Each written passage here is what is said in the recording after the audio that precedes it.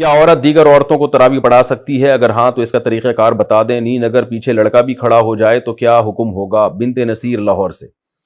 عورت کی امامت میں اگر لڑکا پیچھے کھڑا ہو جائے تو اس لڑکے کی تو بہرحال نماز نہیں ہوگی، کیونکہ مرد کو تو مرد ہی امامت کر سکتا ہے، لیکن عورت کی امامت کرے تو ہمیں اس بارے میں ایک روایت حضرت عائشہ سے ملتی ہے، لیکن اسلاف نے نہ اس پر عمل کیا، نہ ہمیں اس کی کوئی نبی صلی اللہ علیہ وسلم سے اس کی کوئی حوصلہ افزائی ملی، اور نہ کسی فقیہ نے اس عمل کو پسندیدہ عمل قرار دیا۔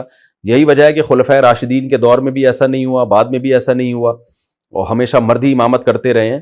تو اس لیے حضرت عائشہ کے اس عمل سے یہ بہرحال پتہ چلتا ہے کہ اگر کوئی عورت ایسا کر لے گی تو پیچھے عورتوں کی نماز ہو جائے گی، لیکن یہ عمل بہرحال پسندیدہ ہے نہیں۔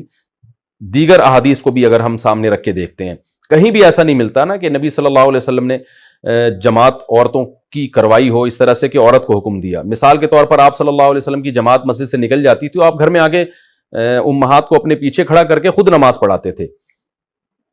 اور یہ بھی نہیں ہے کہ آپ صلی اللہ علیہ وسلم نے خواتین کو جب حکم دیا نا کہ تمہاری گھر کی نماز مسجد سے بہتر ہے، تو گھر میں آپ نے ان کو انفرادی نماز کا حکم دیا ہے۔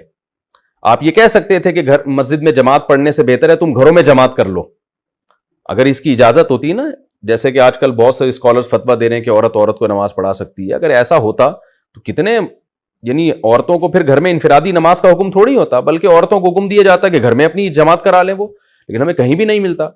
تو صرف ایک حدیث کو دیکھ کے کبھی فیصلہ نہیں کیا جاتا، باقی بھی تمام احادیث کو دیکھا جاتا ہے۔ تو ان تمام احادیث کو دیکھ کے فقہا نے جو استدلال کیا وہ یہ ہے کہ اگر عورت کو نماز پڑھا دے تو نماز ہو تو بہرحال جائے گی، لیکن یہ عمل بہرحال مکروہ اور ناپسندیدہ ہے، یہ قابل ترغیب عمل نہیں ہے۔ اس لیے خواتین کو چاہیے کہ وہ انفرادی نماز پڑھیں، جماعت سے پڑھنی ہے تو مرد کو امام بنائیں، اس کی اقتداء میں نماز پڑھیں۔